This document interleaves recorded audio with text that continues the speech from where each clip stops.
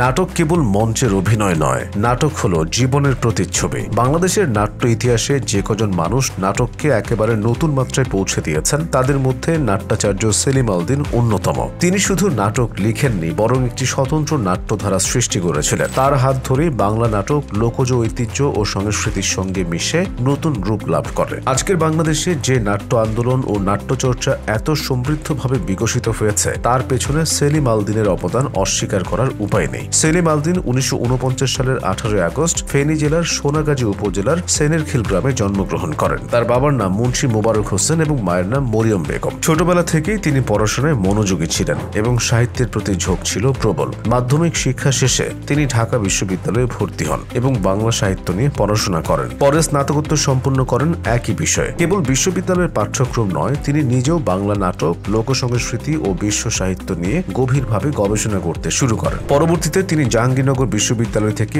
PhD degree অর্জন করেন। শিক্ষাজীবন শেষে তিনি শিক্ষকতা পেশায় যুক্ত হন। পরবর্তীতে জাহাঙ্গীরনগর বিশ্ববিদ্যালয়ে বাংলা বিভাগে যোগ দেন। পরে সেখানে তিনি নাটক ও নাট্যতথ্য বিভাগ প্রতিষ্ঠা করেন। এই বিভাগ আজও বাংলাদেশের নাট্যচর্চার অন্যতম কেন্দ্র। শুধু শিক্ষক নন, তিনি ছিলেন নাট্যকার, গবেষক এবং নাট্যতথ্যবিদ।